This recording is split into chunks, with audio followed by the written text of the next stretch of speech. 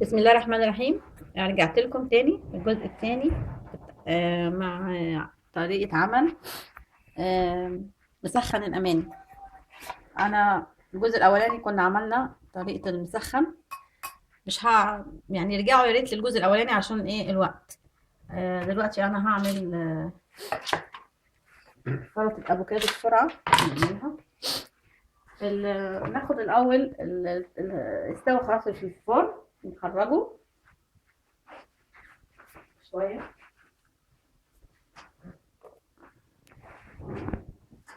انا كنت خرجت الطبق الاولاني كان طعم ده، الطبق التاني او الشكل التاني والشكل التالت.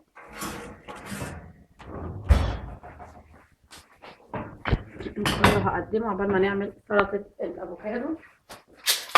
الافوكادو اهو اتقشر. تعالي معايا هنا. خلاص خلصتي.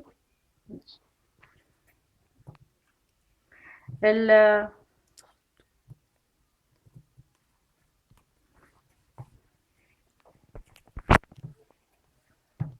هخرطه،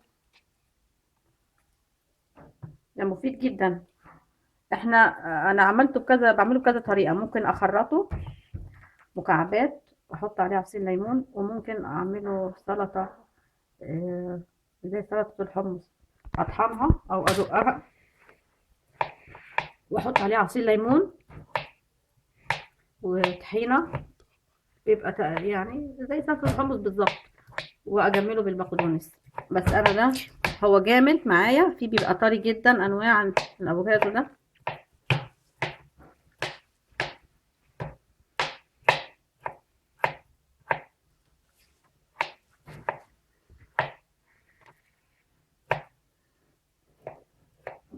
ادي شكله قبل ما اقشره. احط طبق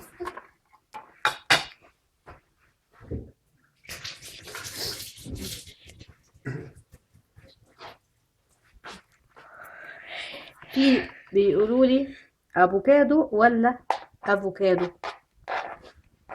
انا اعتقد ان هما بيقولوا اسمه افوكادو. افوكادو ده بيقول عليه المحامي متهيألي افوكادو، لكن ده اسمه افوكادو. مش عارفه ده له اسم تاني ولا لا. ده مفيد جدا، بقيمة غذائية عالية من الحديد، وفي بروتين. يعني عارفين صفار البيضة؟ في دهون طبعا وفي فوسفور. صفار البيضة قد ايه فيها بروتين، ده برضو فيه بروتين يمكن اعلى كمان منها.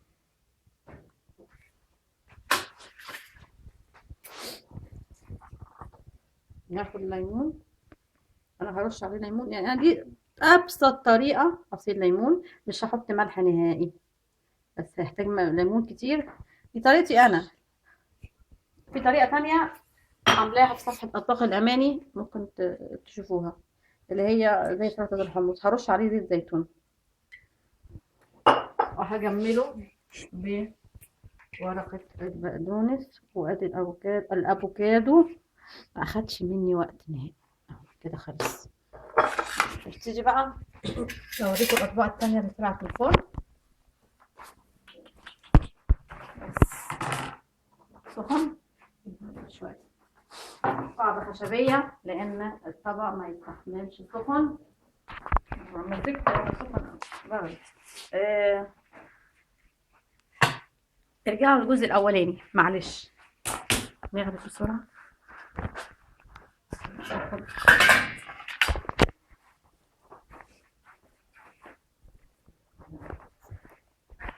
صوري هنا اهو هنا.